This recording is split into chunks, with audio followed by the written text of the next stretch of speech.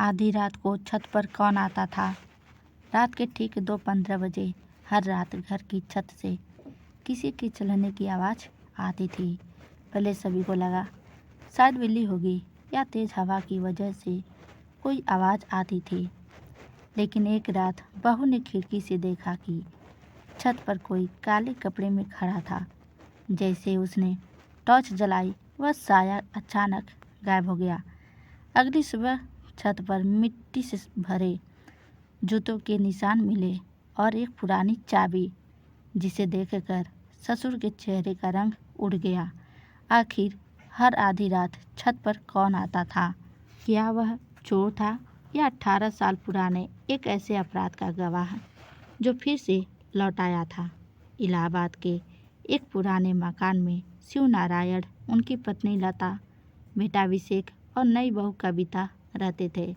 घर लगभग 40 साल पुराना था।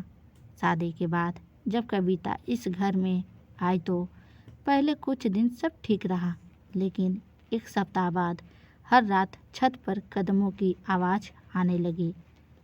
शुरुआत में किसी ने ध्यान नहीं दिया।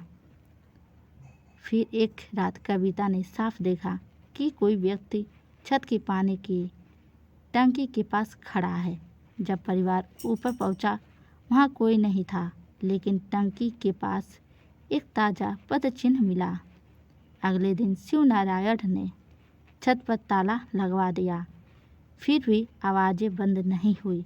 कविता को लगा कोई घर पर नज़र रख रहा है। उसने अभिषेक की मदद से छत पर एक छोटा सा कैमरा लगा दिया। 3 रात तक कुछ नहीं हुआ। चौथा रात कैमरे में एक आदमी दिखाई दिया। उसने चेहरा कपड़े से ढका हुआ था। वह सीधे पानी की टंकी के पास गया, कुछ खोजने लगा और फिर चला गया। पुलिस को फुटेज दी गई। जांच में पता चला कि वह आदमी पास के गांव का रघु था, लेकिन असली राज अभी बाकी था। रघु ने पूछताछ में बताया, मैं चोरी करने नहीं आता था, मैं अपने पिता की बेगुनाही साबित करने आया था। पूरा परिवार हैरान रह गया। रघु ने बताया कि 18 साल पहले उसके पिता इस घर में काम करते थे। एक रात घर से परिवार के पुराने गहने गायब हो गए। बिना सबूत के उनके पिता पर चोरी का आरोप लगा और उन्हें जेल हो गई। कुछ साल बाद सदमे में उनकी मौत हो गई। मरने से पहले उन्होंने रघु से कहा था, असली सबूत पानी की टंकी के नीचे छिपा है। इसीलिए रघु कई रातों से छत पर आकर वह सबूत खोज रहा था। पुलिस की मौजूदगी में टंकी हटाई गई। नीचे जमीन में एक लोहे का डिब्बा दबा मिला। डिब्बे के अंदर पुराने गहने, एक डायरी, उस समय के मालिक के छोटे भाई का लिखा हुआ पत्र था। पत्र में स्वीकार किया गया था कि गहने उसी ने चुराए थे ताकि पूरा परिवार उसकी आर्थिक मदद करे, लेकिन डर के कारण उसने चोरी का आरोप नौकर पर लगने दिया।